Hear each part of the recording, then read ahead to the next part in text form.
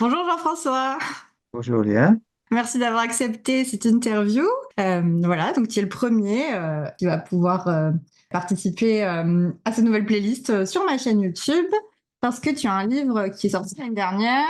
Donc Très bien. voilà, là on le voit bien. Voilà, dialoguer avec son inconscient, Jung et l'imagination active, qui est sorti aux éditions La Compagnie du Livre Rouge, édition Imago. C'est bon? Imago. C'est bon, très bien, parfait, merci. Donc, c'est un livre dans lequel tu parles de l'imagination active, qui est une des choses qu'on utilise en analyse jungienne. Hein, c'est hyper important. Ça va être le sujet de la vidéo. Donc, je vais te poser toute une série de questions sur le bouquin et sur cette pratique qui est très intéressante et qui est un peu méconnue, hein, qui fait un petit peu, peut faire un petit peu peur, un peu refroidir. Donc, dans un premier temps, je vais te demander de me parler de toi pour que les internautes puissent un peu plus découvrir qui tu es, etc. Et puis, dans un second temps, on posera des questions vraiment spécifiques au travail de l'imagination active. Donc, déjà, ton parcours. Comment est-ce que toi, tu as rencontré l'imagination active? C'est une longue histoire. J'ai commencé par faire des études de théologie. Je me Mhm. destinais à être pasteur, mais ça s'est pas très bien placé dans une expérience que j'ai eue dans une paroisse. Et donc, je me suis décidé à faire de la musique professionnellement, comme j'avais fait beaucoup de musique. Ce qui fait que j'ai recommencé après des études de théologie, j'ai recommencé à faire des études de musique et je suis devenu professeur au Conservatoire de Strasbourg, où j'ai enseigné pendant plus de 30 ans. Mais ça s'est passé, donc cette entrée au conservatoire, j'avais 30 ans à peu près. Jusqu'à l'âge de 40 ans, ça allait bien. Mais quand j'ai eu 40 ans, je me suis senti pas très bien. Il y avait quelque chose qui allait pas. Et je ne savais pas ce que faire avec ce passé de théologien aussi qui me courait après. Donc, c'était des questions de sens, de direction de ma vie qui se posaient. Alors, j'ai été faire une analyse chez un freudien qui n'a pas du tout su répondre à cette question-là. Je te dirai pas ce qu'il m'a raconté, c'est pas la peine. Mais donc, je me suis senti un peu mis de côté. Et par hasard, j'ai rencontré Jung sous la forme de son livre Psychologie et alchimie à la FNAC. Et j'ai lu ça et ça m'a tout à fait captivé. Et je me suis rendu compte qu'il y avait quelque chose à creuser dans son approche, qui fait que j'ai commencé à lire toute l'œuvre de Jung en français disponible. Ça se passait au début des années 80. Et puis, à un moment donné, je me suis rendu compte que, particulièrement en lisant le dialectique du moi et de l'inconscient, qu'il y avait une capacité, une possibilité d'entrer en relation avec cet inconscient qui me tarabustait et qui m'envoyait des rêves bizarres et qui me mettait mal à l'aise. Donc j'ai tenté l'aventure, mais comme à Strasbourg où j'habitais, je ne connaissais pas d'analyse jungienne, il n'y en avait pas à l'époque, et puis que j'avais pas assez d'argent pour aller à Paris pour rencontrer quelqu'un, je me suis dit, bah, je peux toujours voir ce qui se passe. Comme j'écrivais toujours, j'ai beaucoup écrit des journaux intimes, j'ai beaucoup travaillé dans la profondeur, donc c'était quelque chose qui allait en continuation de ce parcours intérieur. Voilà. Et donc, pendant 20 ans, j'ai travaillé tous les jours pratiquement, euh, Ok. sans, sans appui. Et ça s'est bien passé parce que j'ai pratiqué l'écriture automatique, c'est-à-dire que on laisse la main se faire le canal de l'inconscient. Et Hmm. ça a l'avantage qu'on a des traces qui restent. Et donc, on peut relire, on peut comprendre, on peut revenir, méditer, faire quelque chose avec ce qui est sorti. Ce qui fait que bah, j'ai écrit dans plus de 3000 pages comme ça de dialogues, d'aventures, de choses intérieures. Ok, donc du coup, au début, c'était une démarche en solitaire plutôt. Voilà. Oui, oui. Et ce n'est qu'en 2006 ou 2007 que j'ai rencontré des gens du groupe Jung de Strasbourg. Il y avait Mhm. une association jungienne à l'époque dans laquelle je me suis engagé. Je suis devenu président de l'association entre 2012 et 2015. Voilà. Ok, mais alors c'est super intéressant parce que moi je faisais de l'imagination active depuis à peu près l'adolescence sans savoir que j'en faisais. Donc Mhm. j'écrivais, pareil, écriture automatique, je dessinais. Et du coup, moi, je m'étais intéressée au surréalisme parce que je connaissais pas Jung non plus, tu vois. Donc pour moi, l'explication, j'essayais de trouver des semblables et je l'ai trouvé avec André Breton et toute la clique. Et du coup, Ouais, c'est intéressant de voir comment, en fait, c'est vraiment quelque chose qui n'est pas juste un exercice pratique issu d'une théorie, mais c'est vraiment un truc spontané qu'on va se mettre à faire quand on est plutôt de tempérament introverti et qu'on va rapidement capter comme ça. Et moi, j'ai des carnets entiers. Enfin, c'était quand j'ai découvert l'imagination active, je me suis dit, ah, mais c'est ça que je fais, en fait. J'écris des nouvelles et c'est très intéressant hein, de voir comment c'est quelque chose qui finalement a toujours existé, probablement. Oui, bah, il y a quand même une différence entre les surréalistes et l'écriture jungienne, c'est que dans le surréalisme, on le laisse venir complètement. Il n'y a pas cet effet de rencontrer un autre en soi. On n'est pas automatiquement partie prenante avec tout ce qui se dit, tout ce qui se fait. Et c'est pour ça que je pense que c'est le problème du moi qui est au centre à ce moment-là. Est-ce qu'il est Oui, on capable? va en parler du mois justement dans la deuxième partie. On va revenir vraiment là-dessus. Et du coup, l'imagination active, les gens ne voyaient pas trop comment dire comment ça peut se concrètement se réaliser. Donc, tu parlais d'écriture automatique. Il y a aussi la possibilité de faire du dessin ou de visualiser. Donc, toi, c'était vraiment par le biais de l'écriture qu'il se passait quelque chose. Oui, oui, tout à fait. C'était mon canal à moi. Chacun a son canal, hein. Ok. Et du coup, tu as fait quoi des 3000 pages? Tu comptes faire ton livre rouge? Mm. Ben, j'en ai recopié une bonne partie sur l'ordinateur, mais pour le moment, je n'ai pas l'intention de faire un livre rouge. C'est pas la peine. Il y en a un qui l'a fait très bien, donc c'est pas la peine de recommencer. Oui, mais Par tu contre, alors, cites beaucoup d'auteurs dans ton livre, d'ailleurs très anciens, hein, des auteurs depuis l'Antiquité qui ont pratiqué hein, cette manière-là d'écrire en se connectant à un personnage, une voix, un dieu. Enfin, il y a quand même, tu cites énormément de sources. Donc c'est pas le premier à l'avoir fait, Jung. non, non, non, pas du tout. Ouais. En tout cas, ce qui était très bien, c'est que je me suis senti beaucoup mieux au bout de ce travail. J'étais beaucoup plus capable de faire face aux autres, d'être moi-même face aux autres, alors qu'avant, j'avais beaucoup de difficultés, en fait, sauf quand j'avais ma persona de professeur. Alors là, ça allait. Ou ma Ouais. persona de musicien, donc tout allait bien. Mais pour le reste, c'était pas juste, c'était pas bon. Voilà. Et donc, c'est un renouvellement complet de ma présence au monde, en fait, qui s'est fait avec ce travail-là. Donc ça t'a permis de gagner en assurance, en fait. Ouais. D'être moi-même, en fait, de trouver mon centre. C'est ça que je cherchais, en fait. C'est un noyau qui était au-delà des personas que je pouvais épouser, soit en étant théologien, soit en étant musicien. L'essentiel était ailleurs, en fait. Mhm. Donc la persona, pour ceux qui maîtrisent pas trop le concept, c'est grosso modo nos personnages sociaux, les personnages, les rôles qu'on endosse Voilà, et auxquels il faut pas s'identifier au risque d'oublier qui on est justement. voilà. Mais qui sont utiles. Ces Ah rôles-là oui. sont importants pour nous dans la société. Mm, mm. Oui, oui, tout à fait. Et puis alors, est-ce que tu pourrais nous raconter une expérience personnelle, une anecdote d'imagination active à toi? J'avais et puis toujours un gros problème avec ma mère, qui était très Ok. négative et très frustrante, qu'un animus négatif long comme ça. Et donc, un beau jour, je l'ai rencontrée sous la forme d'une reine, un peu comme dans Alice et au Pays des Merveilles, une mère qui coupe la tête à tous les gens qui... Donc une reine de cœur un peu? Non, mais une reine violente et négative. Et Mais c'est la puis, reine de cœur dans Alice au Pays des Merveilles. Elle s'appelle comme ça, je crois. C'est ça qui est intéressant. je pense à la reine qui fait couper la tête à ceux qui ne sont pas d'accord avec elle. Ah oui, mais je crois qu'elle s'appelle la reine de cœur, hein. Ah Donc bon? Ah oui? c'est ça qui est intéressant, justement. Oui, oui, c'est Ouais. vrai. Et bien justement, euh, en, en faisant face, en m'opposant à elle, et puis en discutant avec elle, tout d'un coup, il y a eu un décalage et je me suis trouvé en face d'une jeune femme très dans l'accueil, très ouverte, très chaleureuse, qui m'accueillait avec les bras ouverts.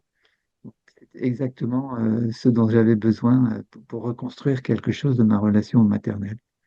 Et t'as senti après ça que ce soit dans ton rapport à elle ou aussi dans intérieurement, qu'il y a eu vraiment un avant et un après cette Oui, rencontre? absolument, oui, oui. Je me suis trouvé complètement blindé contre toutes les remarques négatives qu'elle pouvait faire. Et parce que Oui. j'étais enraciné comme dans quelque chose d'autre qui n'était pas elle. Ok, ok. Un Donc ça a un merveilleux petit peu mis fin aux introjections. Ça a permis de faire un rempart avec cette jeune fille rencontrée. Voilà, c'était en fait me relier à l'archétype positif de la mère que nous avons tous dans l'inconscient. Et lorsqu'il n'a pas été développé par une mère positive, il faut pouvoir faire ce chemin de raccordage, hein, Mm. de redonne archétypale, comme on dit. Mhm. C'est ça qui a été initié par cette imagination active. Mm. Donc ça t'a permis de rencontrer tes parents intérieurs, on va dire. Voilà, c'est ça, exactement. Qui est notre Ok. sort à tous. Eh oui, eh oui, eh oui. Donc effectivement, quand on a des rapports compliqués avec des personnages de notre entourage qui incarnent des valeurs très fortes, donc ce qu'on va appeler des archétypes, eh ben ça va être compliqué de trouver cette ressource en nous et d'être à l'aise avec ça. Et notamment quand on a une image, un complexe mère, on va dire négatif, alors c'est compliqué de s'approprier son propre rapport aux émotions, à l'intériorité, aux intuitions, d'avoir une assurance complète en fait, hein, parce qu'il y a un endroit où on n'a pas eu le modèle qu'il fallait quoi. Alors maintenant, on va voir des questions plus précises sur l'imagination active en tant que telle. Et du coup, les questions, ben, je les ai imaginées à partir du livre que je vous recommande vivement. Hein, ce livre, je mettrai le lien dans la description, qui est hyper passionnant, où il y a toute une partie théorique, comment cet exercice de l'imagination active est aussi quelque chose qui existe depuis la nuit des temps. Hein, donc il y a tout plein d'auteurs qui ont pratiqué cette imagination active, que ce soit référence à Dante, mais aussi au soliloque d'Augustin, même s'il a, bon, il a un peu passé à côté visiblement, mais Alice au pays des merveilles, etc. C'est toute une littérature comme ça où finalement, ben, il y a en commun de faire parler des personnages intérieurs et comme ça, ben, de permettre au moi de se renforcer ou du moins d'accepter les épreuves qu'il a dans la vie. Et il y a toute une partie étude de cas qui fait que vraiment l'ouvrage est hyper précieux parce qu'on a vraiment plein de profils différents, soit des hommes, des femmes dans des problématiques absolument différentes, des personnes qui sont très à l'aise en imagination active, d'autres qui ont du mal à symboliser, etc. Donc maintenant, je vais te poser plein de questions pour que les personnes qui nous écoutent puissent comprendre, mais c'est quoi cette histoire d'imagination active là? De quoi il parle? Alors, je vais te demander aujourd'hui quelque chose de compliqué, puisque tu as fait un livre quand même assez gros, on n'est pas loin des 300 pages, il me semble, donc sur un sujet qui est passionnant. Et je vais te demander aujourd'hui si tu pouvais le résumer en une phrase.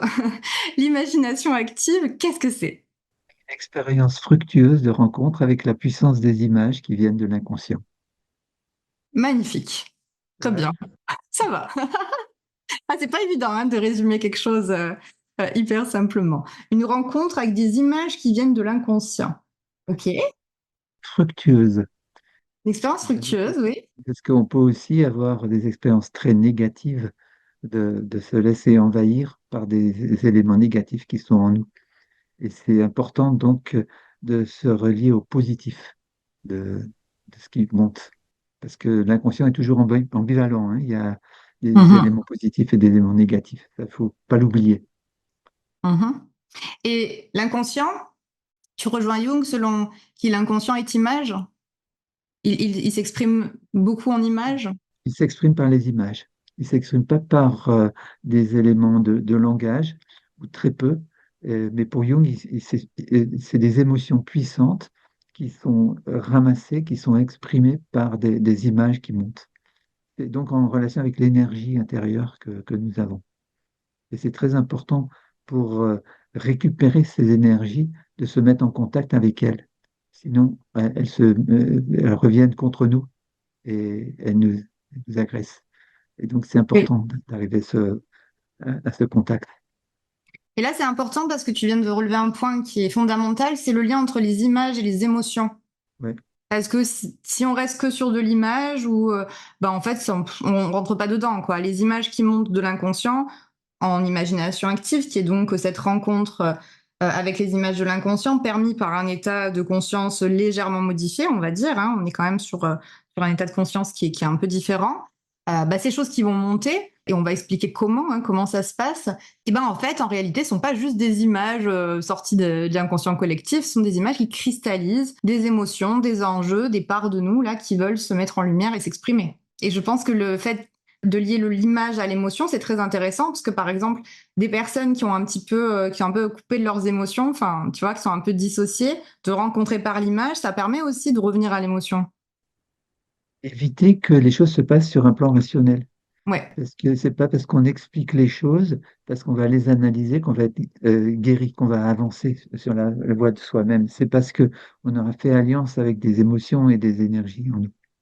Ça, c'est Ouais. essentiel.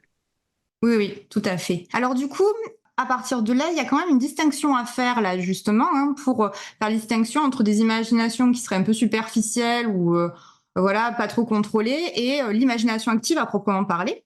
Donc pour cela, toi, dans le livre, tu t'inspires de l'école d'Ispahan, on dit comme ça, Ouais. Ispahan, pour introduire la distinction donc essentielle entre l'imagination vraie, qui est donc l'imagination active, et l'imagination fantastique. Donc l'imagination active, à la différence de l'imagination fantastique, serait donc comparable à cette imagination vraie. Est-ce que tu peux nous expliquer justement la différence entre une imagination vraie et une imagination fantastique? Alors, la- l'imagination fantastique, comme on appelait au Moyen Âge aussi, hein, c'est une rêverie d'une certaine manière. Le moi se laisse simplement emporter par des tas de pensées, des tas d'images qui lui viennent comme ça, comme quand on est au bord de la mer et puis on regarde la mer et puis on se laisse rêvasser. Il ne s'agit pas du tout de ça. Il ne s'agit pas non plus d'association d'idées. C'est Mhm. tout à fait autre chose, hein. Tout ça vient du moi, d'une certaine manière. Alors que une différence essentielle, c'est que l'imagination active, l'imagination vraie, elle est vraie parce qu'elle est branchée sur le côté euh, objectif de l'inconscient, l'inconscient collectif de Jung, hein. Et alors, on peut voir déjà au début, si on aurait pensé ça, ce qui arrive, si on aurait pensé ça, ou alors si c'est vraiment tout à fait différent de ce qu'on aurait pensé au départ, naturellement. Je pense à Amélie Nothomb qui a écrit un livre qui s'appelle Psychopompe, où elle dit que quand son père était vivant, elle avait des conversations intéressantes avec son père, mais qu'elles étaient beaucoup plus intéressantes depuis qu'il était mort. Ouais, ouais, ouais, tout à fait. C'est vrai. Et je trouve ça intéressant de voir que donc c'est quelqu'un qui en fait, mais sans le savoir, d'une certaine manière, hein, et Ouais. qui voit que quelque chose vient d'au-delà du moi conscient. Mhm. Deuxième critère, c'est qu'elle ouvre sur une perspective vitale nouvelle, hein. On expérimente quelque chose dans une scène et on est conduit dans cette scène par quelque chose de vital qui nous conduit vers nous-mêmes, ou alors dans une posture ayant un sens dans notre vie profonde, hein, par rapport à notre chemin intérieur. Oui, et c'est vrai que dans le livre, tu l'expliques très bien, je sais plus trop à quel moment, où tu dis que finalement, quand on est en rêverie comme ça, ben voilà, bon, il y a rien de nouveau, quoi, hein, on suit des associations d'idées finalement, voilà, Ouais. une suite d'associations d'idées, et c'est le travail, voilà, du cerveau aussi, hein, de jouer à ça. Alors que dans l'imagination active et donc l'imagination vraie, ce qui va apparaître déjà nous surprend. Qu'est-ce qu'il fait là, lui? Tu vois, hier, j'étais en imagination active avec une personne que j'ai en analyse, et c'est exactement ça. Qui est ce personnage? Bah, je sais pas. On se rapproche, on le découvre, mais qu'est-ce qu'il fait là, lui, etc. Donc il y a un côté, c'est une rencontre que je n'aurais pas pu imaginer moi-même, je l'aurais pas conçu comme ça. Et en plus, après, quand je vais essayer de communiquer avec lui, bah, ce qu'il va me dire, c'est pas un truc que j'aurais pu imaginer. C'est pas moi qui lui donne la parole. Et d'ailleurs, il peut me dire des choses qui sont désagréables ou des choses qui vont me perturber et qui sont un peu cryptées, tu vois. Et donc, ça vient d'une part de moi qui n'est pas mon moi. Mon moi n'est pas aux commandes, en fait. Et ça, c'est hyper intéressant. Oui, tout à fait. Et donc on avance vers soi parce qu'on devient plus complet en Mm. intégrant ces éléments-là. Oui, on Et donne puis, la parole à d'autres parties de nous, en fait, hein. ouais, c'est ça. Et puis, le troisième critère, c'est le côté sensation. On a une sensation que quelque chose s'ancre donc bien au-delà de ce qu'on a pu penser avant, dans des Mm. figures archétypales. Jung l'explique très bien. J'ai donné une citation de Jung dans ce livre qui explique très bien cette sensation d'être aux racines de nous-mêmes, d'une certaine manière, Mm. et des Mm. puissances inconnues du moi, effectivement. Oui, et il me semble que les figures rencontrées font quand même office de guide, en fait, hein. Elles vont un peu neutraliser le bavardage, tu vois, et puis dire, OK, très bien, t'as bien compris. Maintenant, hop. Ou alors, enfin, tu sais, il y a un truc d'autorité, je trouve, qui se passe. Tout à fait. De l'autorité qui devient une autorité supérieure à celle du moi, à un Ouais. moment donné. C'est ça Ouais, qui est ouais. impressionnant. Ouais, Ouais, et ça crée une espèce de waouh, de détente, quoi, quelque part. ouais, tout à Parce qu'au fait. final, c'est stressant de se dire que le moi, il est un peu tout seul avec toutes ses responsabilités, à devoir tout comprendre, tout gérer, bien se comporter, etc. Moi, personnellement, je trouve ça agréable quand je rencontre en imagination active une image qui me permet de pleurer un coup si j'ai besoin, et puis surtout de me montrer le chemin en neutralisant toutes mes doutes, mes interrogations, etc. Quoi, tu vois? C'est ouf. Et ça, j'en parlerai un petit peu plus tard quand on Ok, passera au descriptif, très cet bien. Ok. aspect-là. Alors, du coup, donc effectivement, ce qui distingue l'imagination active de l'imagination vraie, c'est la lucidité du moi. Ça, c'est important. Dans le livre, tu écris, dans l'imagination vraie, le moi reste pleinement éveillé, dans une réactivité semblable à celle convenant aux affaires diurnes. Alors ça peut paraître assez contradictoire, hein, parce que dans l'idée un petit peu commune qu'on peut se faire de l'imagination, on se dit il y a l'imagination et puis après il y a la réalité. Quoi. Il y a un peu, on a l'impression que l'imagination c'est un truc qui part comme ça. Donc le fait qu'on ait un moi qui soit présent à la scène solide, alors que c'est une imagination, voilà, c'est assez troublant. Donc est-ce que tu pourrais, euh, est-ce qu'on pourrait parler d'une imagination lucide en fait? Voilà, qu'est-ce que tu en penses? Pas très à l'aise avec le mot lucide, donc, mais par contre, je crois qu'il vaut mieux se représenter des exemples précis. L'idée, par exemple, c'est Dante dans la Divine Comédie. Au début, il sait qu'il doit aller vers les enfers parce que Béatrice l'attend là-bas. Et il hésite, il est très embêté. Et puis Béatrice lui envoie le personnage de Virgile. Mm, Et donc ils se mettent à marcher tous les deux, à traverser l'enfer, puis le purgatoire, et puis après c'est Béatrice qui prend le relais. Mais en tout cas, Dante se met en chemin. Et c'est ce mm, qui se passe couramment dans l'imagination active, c'est que on dresse un tableau qui se présente. Jung raconte par exemple qu'il y avait un de ces jeunes analysants qui avait du mal à comprendre. Et un jour, il prend le train pour aller à Cusnart, et puis il voit dans la gare une affiche qui représente les Alpes suisses. Et en bas de l'affiche, il y a un petit chemin qui monte et qui va vers une barrière. Et puis alors, il regarde ça dans le train et puis il réfléchit. Puis, mais c'est vrai que je pourrais prendre ce chemin-là et aller voir ce qu'il y a derrière la barrière. C'est ça le mot actif. mm, mm. Ouais. C'est-à-dire qu'on laisse le cadre s'établir en nous, hein, en fermant les yeux, et puis on se voit faire un chemin, on se voit rencontrer des éléments qui viennent.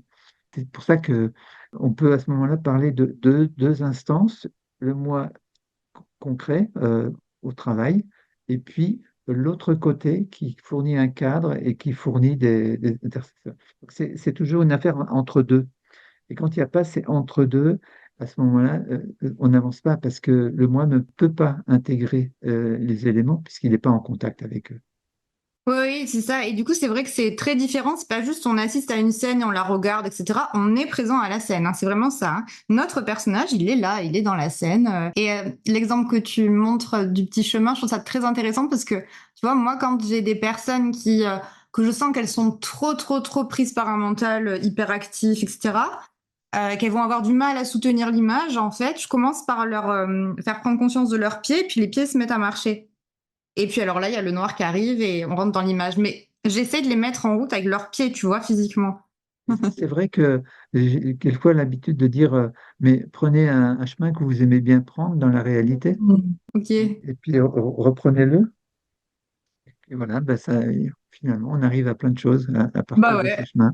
Ouais, ouais, c'est vrai, c'est marrant, hein, parce que, ouais, comme quoi, j'avais eu le même genre d'idée que le personnage de Kuznak, mais Voilà. ouais, c'est toujours intéressant. Ce qui est intéressant aussi, c'est que tu cites dans le livre des travaux de neurosciences et les travaux de Lionel Nakache également, avec le fait que les expériences vécues intérieurement, donc justement sous forme d'expériences émotionnelles, sensorielles, sous forme d'imagination active, mais aussi on va avoir l'hypnose, on va avoir plein d'autres choses qui peuvent rentrer, la sophrologie, etc., hein, qui peuvent rentrer dans cette catégorie, mais aussi les rêves, hein, ou le rêve éveillé libre, enfin bref, toute cette catégorie-là de pratiques, on va abaisser le niveau de conscience et on va s'ouvrir à l'imagination. Bah, finalement, ce qui se passe quand on travaille comme ça, d'un point de vue cérébral, au niveau du cerveau, bah, le cerveau fait pas vraiment la différence entre ce qui se passe dans la vraie vie et ce qui se passe à ce moment-là. Ça, c'est hyper intéressant, hein, parce que du coup, ça permet un argument scientifique à des personnes qui pourraient être un peu frileux ou un peu douter. Déjà, ça, c'est, pour ça, déjà, c'est intéressant. Et puis, du coup, moi, la question que je voulais te poser, c'est est-ce que du coup, ça veut dire qu'on peut corriger face au monde une attitude qui serait défaillante, mais sans se confronter de suite à l'expérience, quand c'est trop douloureux, par exemple, en passant d'abord par le biais de l'imagination active qui effectue une reprogrammation qui rend possible la rencontre, tu vois? Ouais. Alors, il n'y a qu'à se souvenir que les enfants, quand ils jouent, ils se construisent par l'imaginaire leur adaptation au monde. Ouais. Il se dit, je serai le médecin et je ferai ça. Et puis il fait les gestes. Et il n'est pas dans la situation, mais il l'imagine, il la construit. Eh Et, oui. et pareil pour l'imagination active, si on est quelqu'un d'un peu timoré et puis que dans l'imagination active, on rencontre un gros ours ou une personne malfaisante et qu'on apprend à faire face, on apprend Ouais. à mobiliser en soi les mêmes ressources qu'il y a dans l'autre côté. À ce moment-là, on se reconstruit comme en état de capacité à faire face. Et donc, Mmh. c'est très bonne, très bonne idée. Je crois que c'est ça, hein. L'enfant, il nous apprend beaucoup de choses parce qu'il sait maîtriser son imagination. Il sait s'en servir naturellement. Nous, en tant qu'adultes, c'est important. Un autre exemple, il arrive souvent que les pianistes qui vont faire des récitals, euh, ils ne peuvent pas emporter leur piano dans le train. Ils repassent mentalement tous les moments du morceau en faisant les gestes avec les doigts et ça renforce énormément les réflexes pour le jeu après. Donc ça, c'est des exemples qu'on trouve mais c'est le même fonctionnement de faire travailler les aires cérébrales correspondantes en faisant comme si. Oui, c'est comme l'enfant qui va gronder ses jouets pour accepter que il y a le principe de règle en fait. Hein, ouais. Et par rapport à l'exemple que tu viens de donner sur les pianistes, il y a aussi le même processus en rêve, c'est-à-dire quelqu'un qui travaille sur ses rêves peut avoir des rêves récurrents où à chaque fois il y a un échec, un échec, un échec, et puis au bout d'un moment, ça y est, il va arriver à discuter avec le personnage ou à se trouver une solution, et on voit après que dans la vraie vie, bah, effectivement, il y a, ouf, ça y est, il y a un cap qui est passé, quoi. Ouais, une avancée. Ouais. Et par contre, c'est quelque chose que, tu vois, c'est intéressant. Maintenant, il y a pas mal de gens qui s'intéressent aux rêves lucides. Ceux qui arrivent à faire des rêves lucides sur commande, il y en a beaucoup parmi les sportifs, par exemple, ou parmi les musiciens professionnels. Et en fait, ils s'entraînent pendant la nuit volontairement à se préparer au concerto du lendemain ou, tu vois, ou à la compétition, quoi. C'est le même processus. On peut réveiller éveillé ou on peut réveiller en dormant. Ouais, c'est ça, exactement. Ouais, tout à fait. Et c'est pareil, parce que dans le rêve, le moi n'est pas absent, hein. Il n'y a pas le mental, il n'y a pas l'ego, etc. Mais il y a quand même notre personnage, hein. C'est pareil. Le rêve inclut le moi la plupart du temps. Ouais, Mhm. tout à fait. Ouais. Ah bon, après, avec des niveaux de présence différents, mais c'est un autre sujet. Alors maintenant, on va parler des étapes de l'imagination active. Comment ça se passe, une séance, voilà, quelles sont les étapes, si tu veux bien. Alors, en général, quand je travaille avec quelqu'un, je fais d'abord un peu parler de ce qui s'est passé pour avoir un contexte. Mhm. Et puis ensuite, la personne ferme les yeux, se coupe de toute préoccupation et laisse venir une image. C'est le premier stade. Et ensuite, deuxième stade, c'est d'accueillir cette image et d'entrer dedans, hein, comme Mhm. je parlais du chemin dans la forêt. Le Mhm. troisième, c'est d'interagir avec les éléments qui va se passer. Ouais. Alors, ça peut se passer, je distingue 4 niveaux dans mon livre, mais je peux le simplifier en posant deux.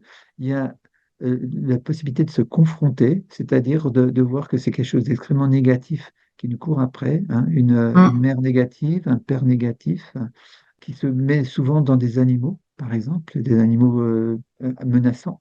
Et Mhm. puis d'apprendre donc à se positionner de façon juste par rapport à ces éléments, en étant plus fort pour pouvoir pas se laisser envahir. Et en fait, corriger donc une attitude qui est dans la réalité. Et l'autre possibilité, on en parlait tout à l'heure, c'est le contact initiatique.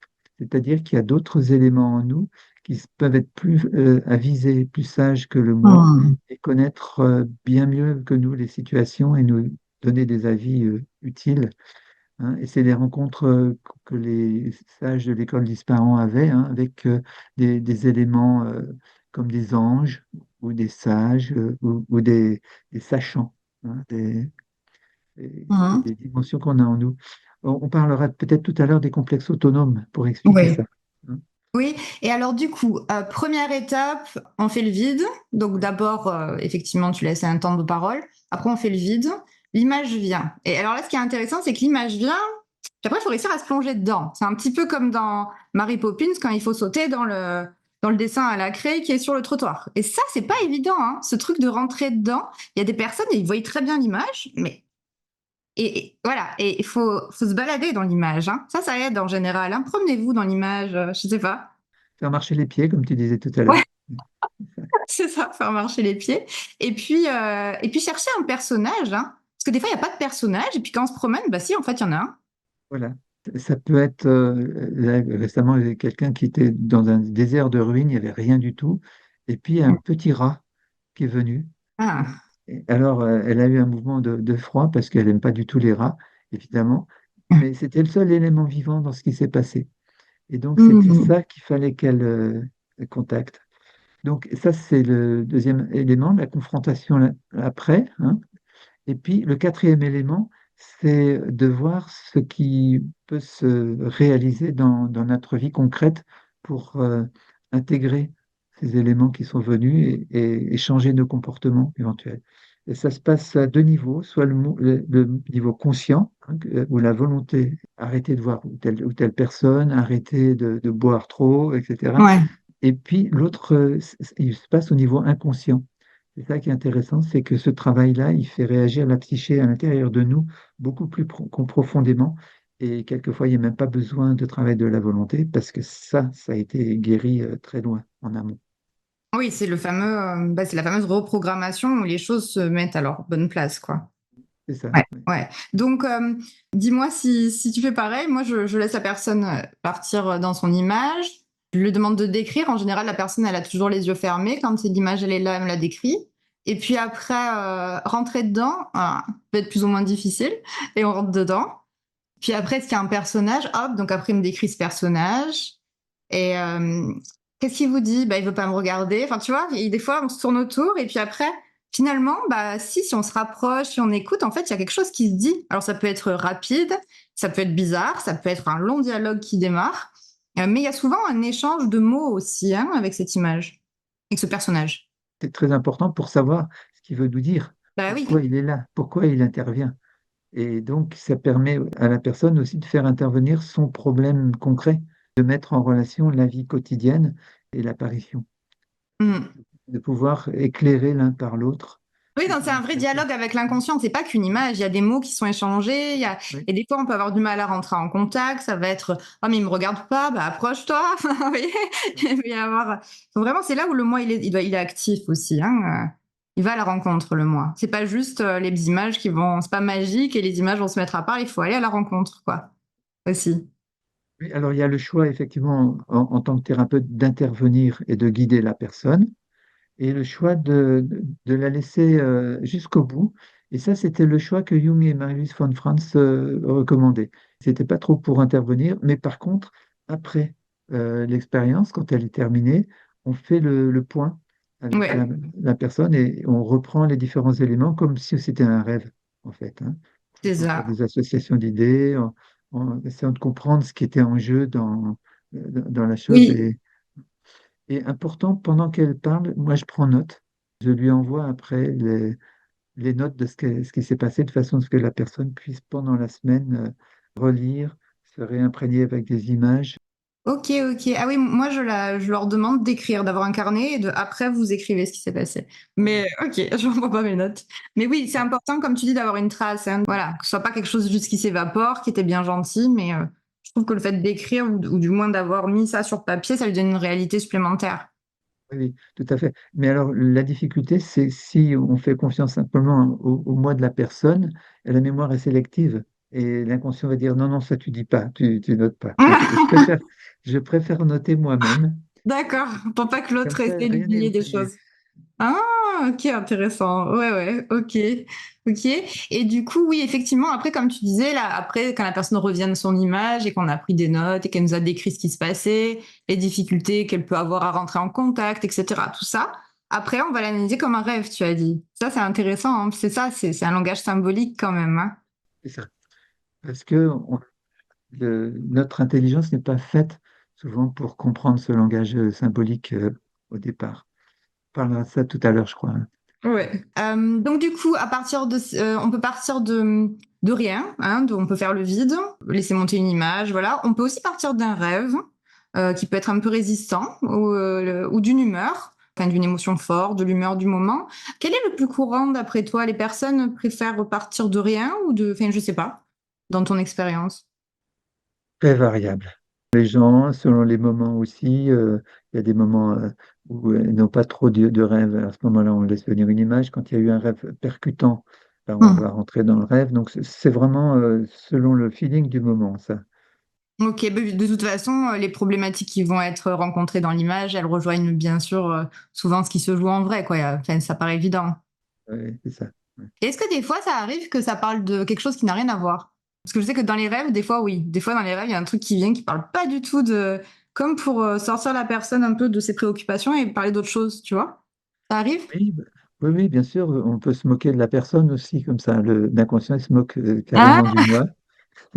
Quelquefois, quand ça commence, je ne vois pas du tout le rapport avec ce qui est en cours, hein, la problématique. Et puis finalement, quand on a l'ensemble et quand on voit comment ça s'est déroulé, on peut faire le lien. Mais sur le Mm. moment, c'est très difficile de faire le lien. Ah ouais. Ouais, C'est c'est comme ça. génial, effectivement, cette spontanéité de l'inconscient hein, qui parle de ce qu'il veut et ce que lui juge important. Cette créativité aussi. Mm. Parce que d'une fois à l'autre, c'est toujours différent. Et d'une personne à l'autre, c'est toujours différent. J'ai pas de récit qui se ressemble vraiment. Ouais, ouais, comme les rêves, je pense, hein. Même si Voilà, des c'est fois ça. ça se C'est aussi ressemble, variable. en fait, c'est pas Ouais, du tout ouais, pareil. ouais, ouais. Ouais, ouais. Ok. Alors, on va on va citer Barbara Anna maintenant. Ouais. Parce qu'effectivement, on va commencer à parler un peu plus de l'exercice en tant que tel. Alors, Barbara Anna, qui est spécialiste hein, de l'imagination active dans le milieu de la littérature jungienne, écrit On ne devrait jamais entreprendre ce travail sans compter sur une relation solide avec une personne capable de comprendre ou tout du moins d'accueillir cette présence. Donc, elle conseille de commencer accompagné.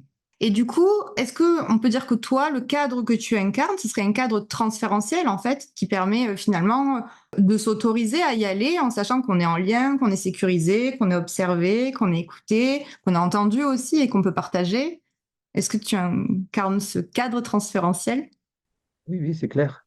C'est clair que si j'étais pas là, la personne ne croirait pas, ne Hmm. porterait pas d'importance à ce qui s'est dit parce que ça l'arrange pas, en fait. Eh oui. Donc, on est essentiel pour attester de la réalité que c'est de l'imagination vraie et pas d'imagination fantastique, justement. Hmm. Ouais, Ça, c'est très intéressant, ouais. On n'y croirait pas c'est vraiment. parce qu'on a plein de résistances et voilà, ça arrange pas le moi, quoi. Voilà. Parce qu'il y a aussi une peur de l'inconscient Hmm. qui nous est. Hein, si on remonte par exemple à l'Odyssée, quand Ulysse et ses compagnons veulent descendre aux enfers, ils ont peur. Hmm. Ou Dante, avant d'entrer dans la forêt obscure, il a peur. Et c'est pour ça Hmm. que Béatrice lui envoie Virgile. Donc il y a ça au fond de nous aussi. Eh oui. Mais c'est normal en même temps, parce que l'inconscient, il y a des dangers, hein. On peut s'y Oui, perdre, hein. complètement. Oui, oui, c'est ça. Donc ça, c'est le premier aspect. Mais aussi, l'autre côté, c'est qu'on ait la mémoire nécessaire aussi. Donc de retenir ce que je disais, hein, de bien noter, puis de faire interagir aussi la personne sur ce qui s'est passé. Donc ça, c'est vraiment essentiel. Alors, dans mon histoire, j'ai pu faire ça seul dans la mesure où je me suis connecté avec la personne de Jung. D'accord.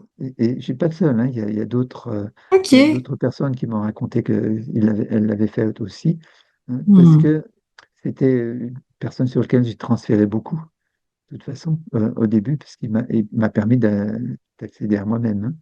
Donc, l'expérience de faire un rêve, de l'analyser comme je pouvais, comme on fait en prenant les différents éléments, l'association, reconstruction, Mhm. etc. Mais ça ne disait pas grand-chose. Par contre, de le mettre en œuvre en posant des questions à Jung dans son cabinet, tout d'un coup, le rêve prenait une autre dimension. Et il y avait une toute autre explication et c'était beaucoup plus juste que ce que j'avais pu, moi, élaborer. Mais c'est génial. En fait, t'as quand même forcé Jung à te faire des consultations depuis l'au-delà, quoi. Voilà, C'est génial exactement. à la retraite. Ça peut paraître un peu fou, un peu drôle, mais en fait, il y a que ce qui fonctionne, qui est juste, hein. Ah non, mais juste, ça me fait rire parce que je me dis, si en plus t'es pas le seul à le faire, il a jamais la paix, quoi. Tu vois? Bon, après, il avait qu'à ne pas écrire et pas mener la carrière. Enfin, voilà, faut assumer au bout d'un moment, mais voilà. Je pense que s'il est quelque part à nous écouter, il se réjouirait beaucoup de ce qu'on raconte. Oui. Ouais, c'est rigolo, ouais. Alors que moi, non, j'étais très jeune et je sais pas, j'étais inspirée, je savais pas ce que je faisais. C'était pas du tout aussi, ouais, ça partait dans tous les sens. Mais tu t'es alimenté au même canal. Ouais, ouais, mais c'est vrai que je savais pas ce que je faisais, tu vois. Je n'avais pas cette connaissance. Moi, c'était plus un besoin. Un besoin, le fait d'être très introverti, voilà. Bon, c'est effectivement de te connecter à Jung, ok. Euh, Et, et et du coup, donc, justement, les personnes que tu accompagnes, à quel moment elles se mettent à faire ça seules? ça dépend de l'évolution. S'il y a des choses importantes qui sont remises en place, qu'elles se sentent mieux, ben, elles arrêtent. Jung attendait la fin de l'analyse pour recommander aux patients de faire ça seul. Il ne le faisait pas en même temps qu'eux, mais il attendait la fin de l'analyse parce que il était assuré que ils avaient pris contact avec l'essentiel Hmm. des choses dans leur psyché. Oui, je suis d'accord. Et c'est vrai que moi, on parlera un peu plus tard voilà, des recommandations, mais c'est vrai que moi, j'attends de bien connaître les gens quand même pour proposer ça, tu vois. Et Alors, la du coup, plupart on des va gens, parler de oui. l'idée du moi. Le moi, cette histoire de moi. Parce que du coup, on s'est rencontrés à Strasbourg à la conférence de Barbara B en novembre 2025. Tu as animé une conférence sur l'imagination active. Et du coup, tu insistais sur l'importance d'avoir un moi solide, hein. Donc là, on a compris que le moi, il participe, il a ses pieds, il débarque dans l'image et il interagit avec les personnages qu'il rencontre. Donc ça, là, les auditeurs ont compris. Maintenant, vraiment, cette idée de moi solide, c'est quelque chose qui, voilà, les gens, ils comprenaient pas. On voit, il y avait beaucoup ces questions-là. Qu'est-ce que c'est avoir un moi solide? Alors, il y a deux aspects. C'est d'abord un moi qui est capable de s'adapter au réel, hein. Le moi qui décompense, c'est celui qui a plus de contact avec le réel. Et Jung dit Mhm. que c'était très dur, cette expérience-là, et que c'était très important pour lui d'avoir une famille, des patients, un cadre dans lequel il interagissait avec les gens dans la réalité, et que ça le ramenait à chaque fois au réel. Parce que la difficulté, c'est que si le moi n'est pas capable, c'est le deuxième aspect, il risque de se faire submerger, engloutir par les émotions Mhm. et les choses qui remontent, surtout quand c'est des jeunes qui ont eu des traumatismes très précoces, avec des très grandes douleurs et la puissance. C'est Carl Sheddon, hein, dans la psyché face au traumatisme qui explique ça, hein, c'est que lors de ces traumatismes, le bébé n'est pas capable d'intégrer l'énergie de protection et cette énergie de protection, elle revient comme un boomerang contre le moi après. Et donc, elle détruit. Et c'est dangereux à ce moment-là de laisser sans appui extérieur. Voilà, donc c'est ça, hein, c'est un moi qui est capable de s'investir dans la réalité de façon juste et en même temps un moi qui est suffisamment fort pour pas se laisser posséder et engloutir par ce qui se passe. Mhm. C'est ça, donc on va dire que c'est comme si le moi solide, c'est notre peau en fait, c'est notre barrière en fait, c'est ce qui nous permet le contact avec la réalité, mais aussi de contenir notre personnalité. Par exemple, dans une décompensation, que ce soit une énorme crise d'angoisse, une crise psychotique, un burn-out, peu importe comment ça s'exprime, les frontières de la personnalité craquent parce qu'il y a une trop grande pression intérieure. Et donc, si on sent qu'une personne est un peu fragile, bah, ça peut être effectivement dangereux parce qu'elle risque de plus faire la différence et on peut parler après de déréalisation, de dépersonnalisation et de toutes ces choses-là. Donc un moi solide, c'est vraiment être ancré dans son corps, savoir qui on est, savoir qui on n'est pas, enfin c'est la base quoi, hein. Globalement, tout le monde a un moi solide, mais quand on sent qu'il y a une personne qui est un peu, voilà, qui est dans une phase en tout cas où elle est un peu fébrile, on fait attention quoi. Voilà. Oui, ou ça peut être un deuil, par exemple. Et oui, tout à fait. Ouais, ouais. L'autre jour, j'avais quelqu'un qui était complètement paniqué parce que la meilleure amie avait des métastases et qu'elle n'avait plus pour longtemps à vivre. Elle Mm. est arrivée dans un état de décomposition et on a fait une imagination active qui l'a remise sur pied. Je raconterai ça peut-être tout à Ah l'heure. oui, oui, oui. Ouais. Ok, oui, parce qu'effectivement, justement, avoir un moi solide, mais en même temps, des fois, ça peut aussi solidifier le moi, hein. Donc, on va voir ça après, parce qu'effectivement, quand voilà, on est en formation jungienne ou voilà, on a toujours un peu peur de se dire est-ce qu'on peut y aller là. Donc on va y revenir après. Est-ce qu'il t'est arrivé du coup de sentir hein, que la personne, ben, ce jour-là, non, elle n'était pas capable, tu la sentais pas? Oui, je vois l'état de la personne et ce qui est possible. Bon, mais il faut dire que dans la réalité, j'ai beaucoup de psy en écoute. Oui, J'ai très peu de gens qui ont pas fait un parcours antérieur avec quelqu'un d'autre, enfin, même tout le monde. C'est ce que je demande au départ, c'est d'avoir fait un parcours déjà chez un psy pour d'accord. justement à connaître l'inconscient, savoir ce que c'est et pas arriver comme ça. C'est une sécurité pour moi aussi. Ça permet. Hmm. Oui, oui, ok. Donc, du coup, tu as des personnes qui se connaissent déjà bien elles-mêmes, qui ont déjà fait Voilà, des thérapies ou une analyse. Ok, c'est ça. dans ta patientèle. Et quelquefois, je suis en binôme avec une analyste, par exemple. Ok. Chacun apporte sa pierre de façon différente. Ah, c'est intéressant, ok.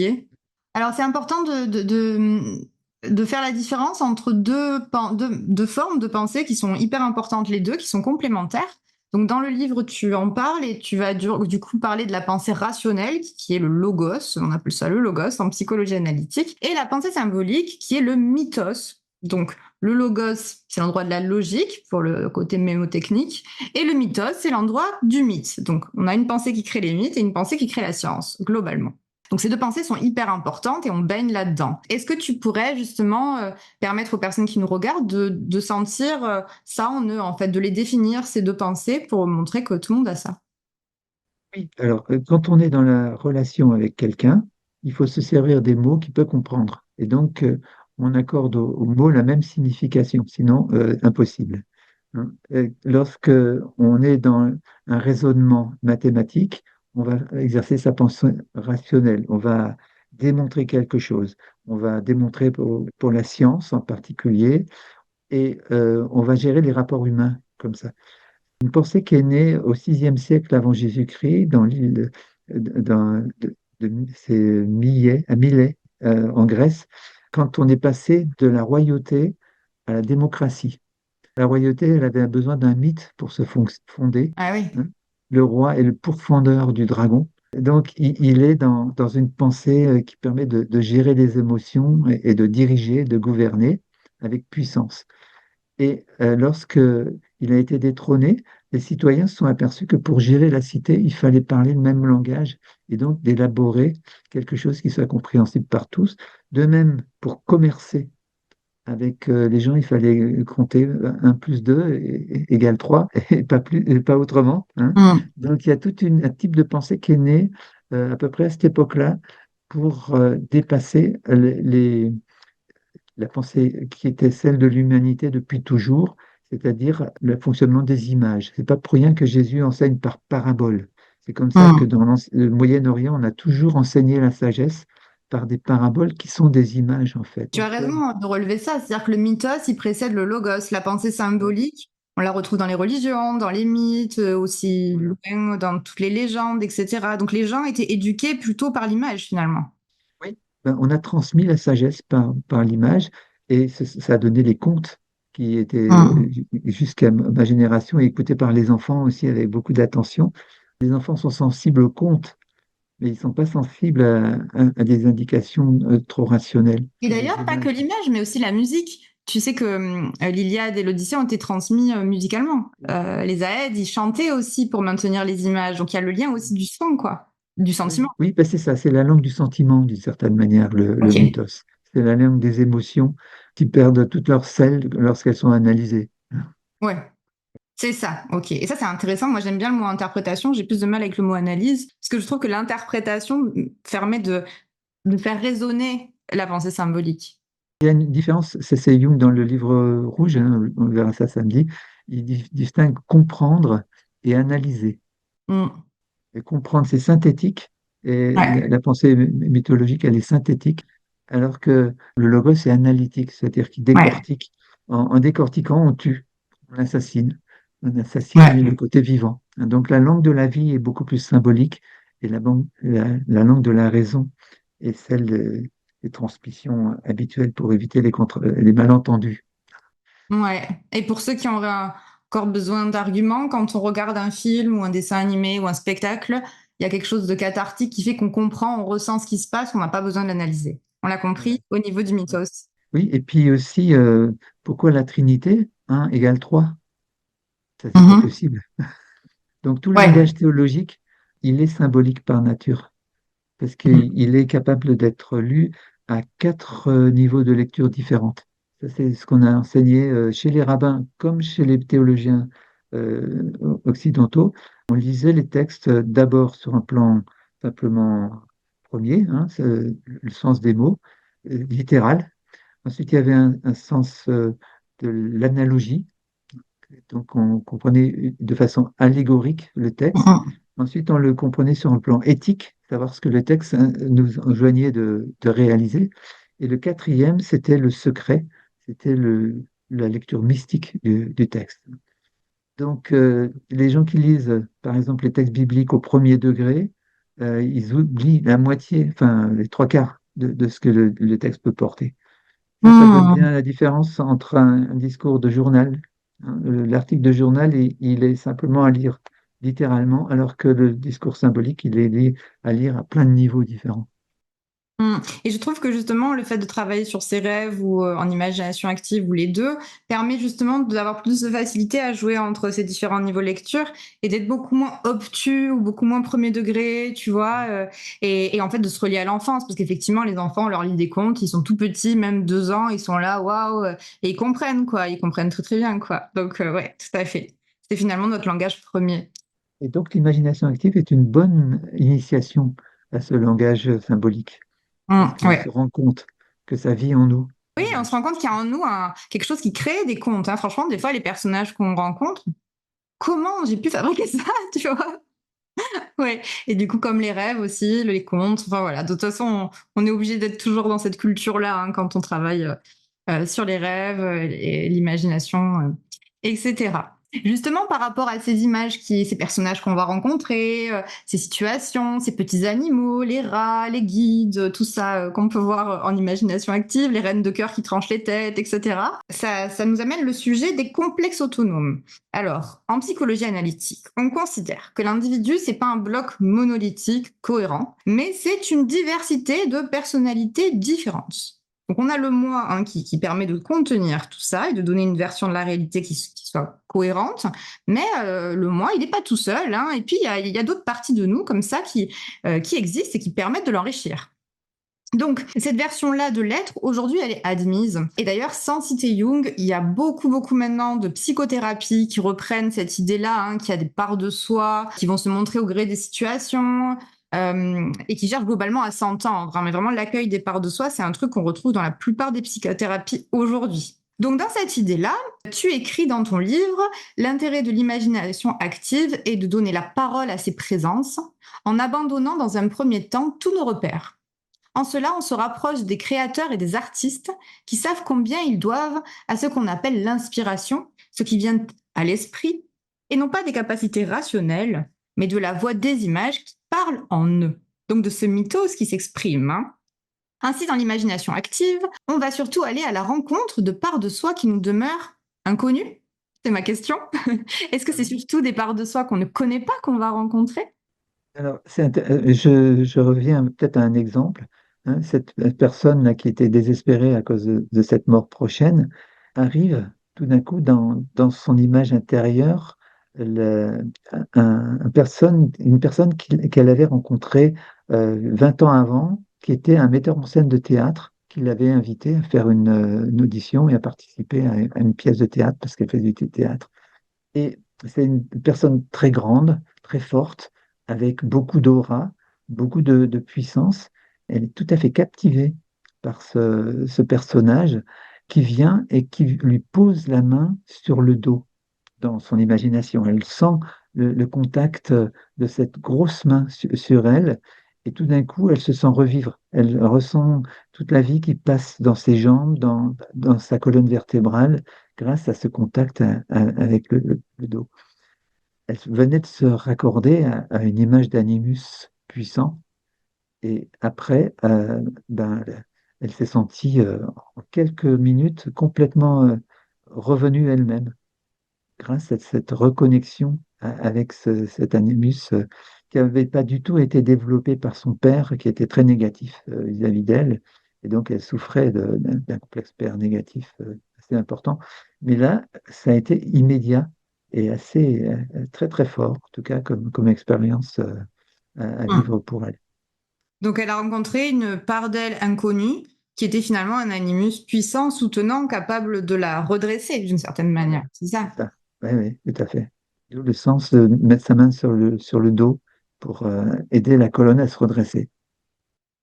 Oui, tout à fait. Ouais, ouais. Ouais, ouais. Ok, et du coup, c'est plutôt des parties inconnues ou alors sous-développées qu'on va rencontrer.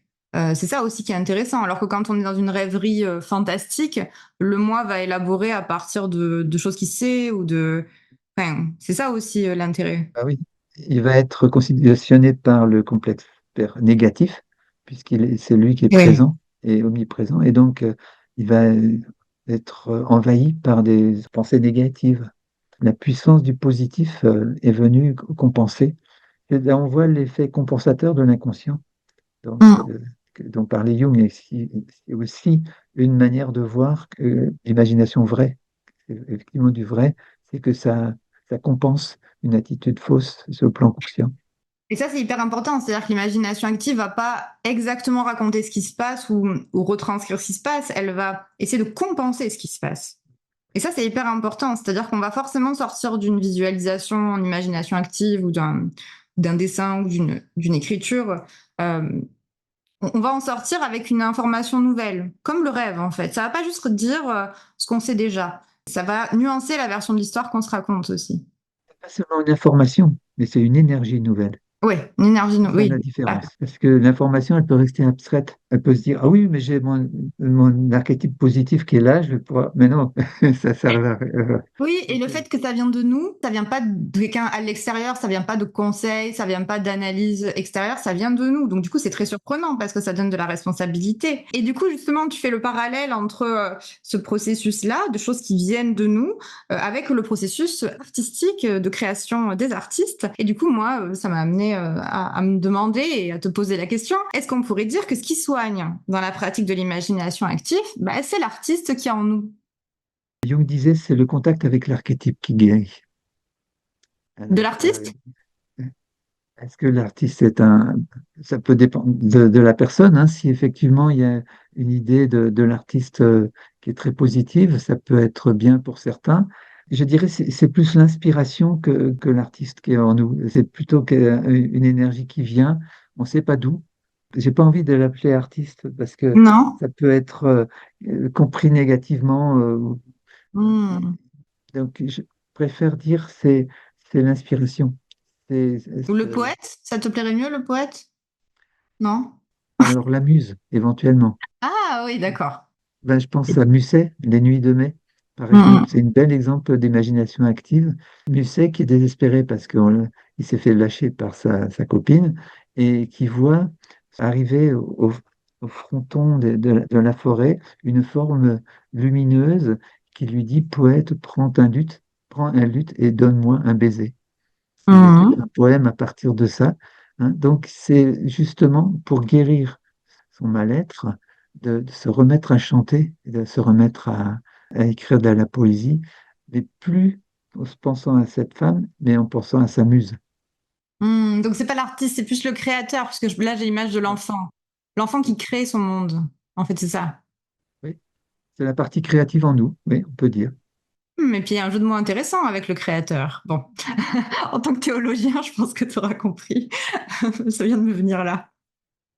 Ok, et puis du coup, on va terminer par quelques petites questions que les gens se posent souvent, hein, des questions que soulève la pratique en tant que telle de l'imagination active. Donc, quand on est en formation, quand on lit la plupart des livres sur le sujet ou de psychologie analytique ou des livres qui vont un petit peu résumer l'œuvre de Jung, enfin, peu importe lesquels on prend, souvent, on va lire beaucoup de mises en garde par rapport à l'exercice de l'imagination active, puisque Jung l'a lui-même pratiqué seul dans un état limite, on va dire, où il était, voilà, comme tu as dit, heureusement qu'il avait un entourage solide. Moi, j'avoue que quand je le faisais quand j'étais jeune, je n'étais pas stable du tout non plus. Vraiment, j'étais en très grande dépression. C'était peut-être pas une bonne idée, mais bon, voilà. Parce que des fois, il y a des choses qui surviennent, on se dit, wow, qu'est-ce que c'est ce truc? Donc, c'est quand même très important hein, de parler des fragilités psychologiques et du coup des mises en garde par rapport à ça. Mais du coup, c'est vrai que on peut avoir un peu peur du fait de lire plein de mises en garde, un petit peu peur d'y aller, quoi.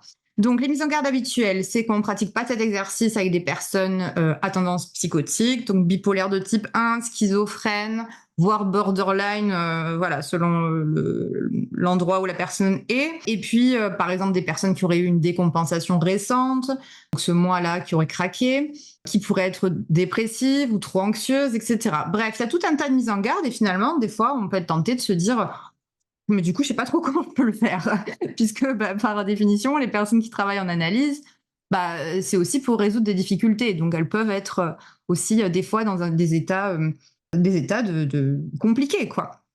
Voilà, donc du coup, ce qui est intéressant dans ce livre-là, donc je remets pas du tout en question ces préconisations, hein, évidemment. Par exemple, un schizophrène ou un bipolaire de type 1 qui aurait tendance à partir comme ça dans l'imaginaire, à décoller et à ne plus faire la différence entre la réalité et puis les hallucinations, hein, son cerveau les perçoit vraiment comme réels. Effectivement, on prendra pas de risque, ça paraît hyper évident de toute façon. Mais du coup, ce qui est bien, c'est que dans ce livre, tu vas apporter toi des nuances à ces règles-là en expliquant que aussi cet exercice d'imagination active peut être intéressant pour des personnes qui auraient des profils limites, quoi, hein, ou à tendance psychotique.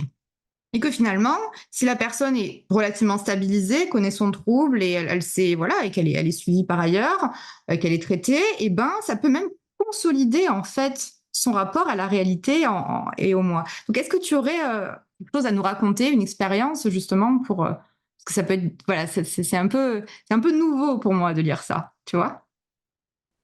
Alors, je pense qu'il faut vraiment faire une distinction entre psychotique et tendance psychotique. Mhm. Je ne suis pas le seul à faire, hein. Wilke le fait, par exemple, très clairement. Oui, oui, c'est Euh, les deux. Il y a, on va dire des personnalités plutôt tendance névrotique ou non, tendance je ne veux psychotique. pas parler de ça. Non, non, c'est pas la distinction entre névrose et psychose.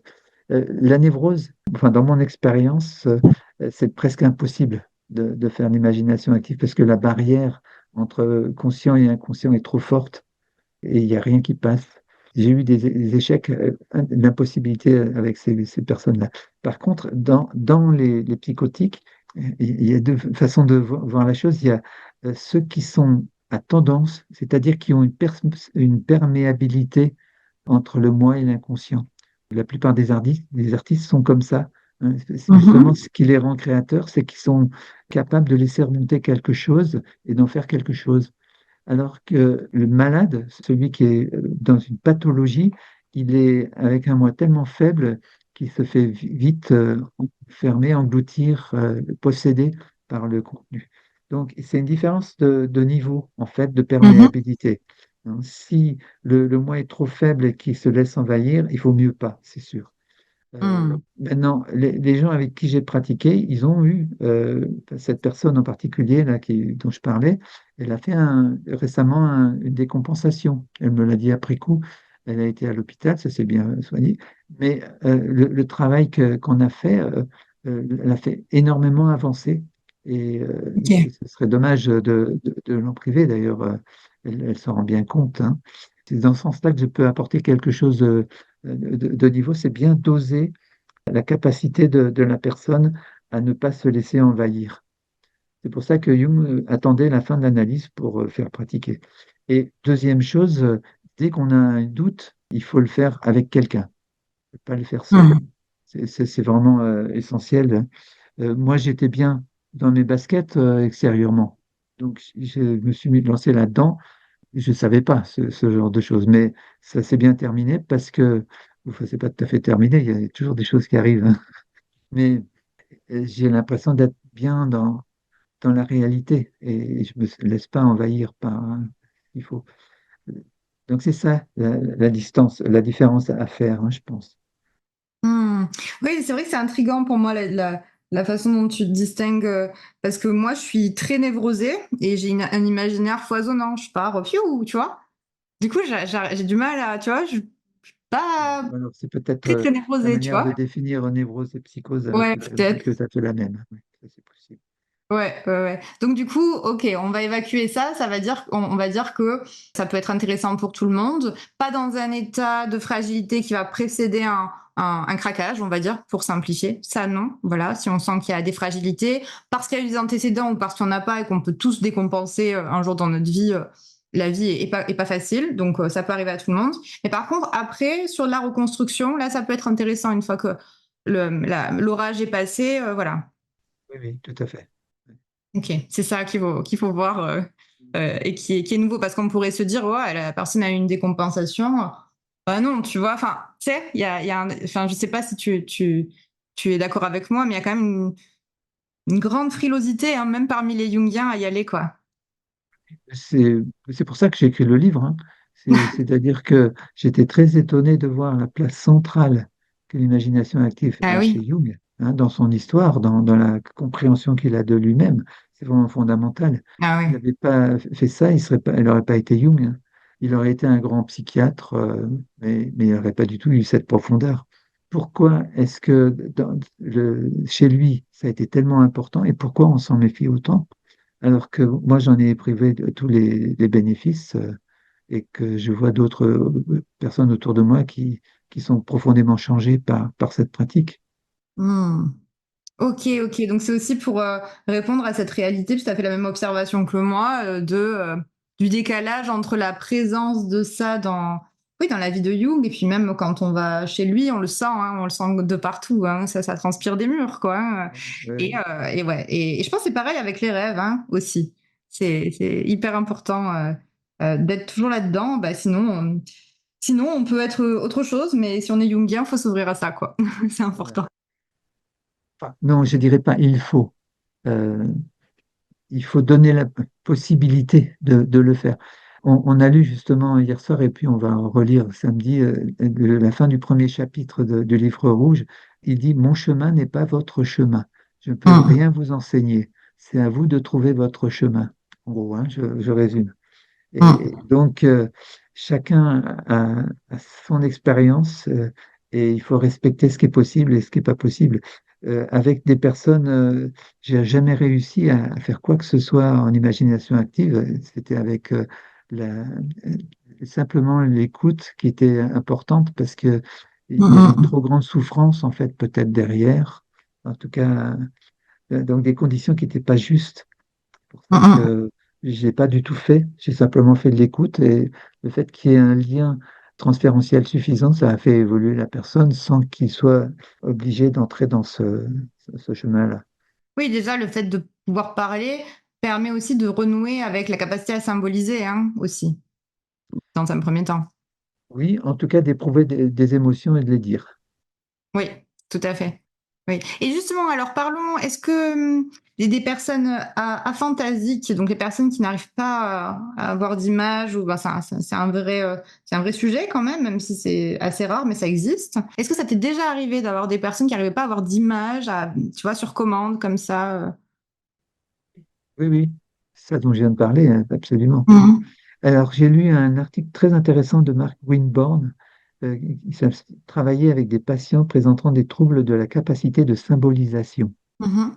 Où il dit qu'effectivement, il y a des gens comme ça qui sont incapables de symboliser et qu'il Ouais. ne faut pas les forcer, mais ce n'est que au bout d'un an ou deux d'écoute, de langue qui se délie petit à petit, qu'une symbolisation commence à être possible. Il faut beaucoup de patience et respecter ce refus parce qu'il est symbolique, il est symptomatique d'une incapacité. Et Mhm. on peut travailler autrement avec ces gens. C'est beaucoup l'histoire des extravertis et des introvertis, hein. Les introvertis sont beaucoup plus aptes à fonctionner avec l'imagination que les extravertis. Mhm. Oui, quoi que les extravertis qui se mettent, qui ont un moment d'introversion peuvent être extrêmement créatifs, hein, tout d'un coup. Oui, oui, je ne le dénie pas, hein, mais moi j'ai vu qu'il y avait des carapaces comme ça Ouais, c'est vrai. et qu'il ne fallait pas trop les déranger. Oui. Ouais, bah merci du coup. Et pour finir, est-ce que tu travailles avec les rêves aussi? Et est-ce que les personnes qui travaillent avec toi en imagination active vont développer une meilleure capacité de compréhension de leurs propres rêves? Évidemment, je commence à travailler avec les rêves avant de démarrer avec D'accord. l'imagination active, hein, parce que je veux savoir quelle est la problématique, comment ça fonctionne, qu'est-ce qui bloque, et après c'est beaucoup plus facile. Et puis, alors le fait d'avoir un travail d'image très régulier fait que on est de plus en plus ouvert au mythos et à tout ce langage symbolique, et donc les rêves deviennent de plus en plus compréhensibles à ce niveau-là. Mhm. Et peut-être que du coup, oui, il y a plus d'autonomie aussi pour naviguer là-dedans, dans Ah cet ben, c'est univers. sûr, c'est le but de mon travail, c'est de rendre les gens autonomes avec leurs rêves et avec la possibilité d'utiliser l'imagination active de façon solitaire. Mhm. Lorsqu'on a une difficulté de choix, lorsqu'on sent qu'il y a quelque chose qui ne va pas, donc, comme Jung le faisait. Et est-ce que toi, ça le fait aussi? Moi, je suis plutôt sur l'analyse des rêves, forcément. Mais c'est vrai qu'au bout d'un moment, je peux proposer l'imagination active quand je connais bien la personne et que je pense que là, c'est le bon moment. Mais du coup, les gens qui travaillent avec leurs rêves, enfin, vraiment, au bout d'un moment, moi, je suis là et je les écoute un peu émerveillés, tu vois, parce qu'en fait, ils ont compris.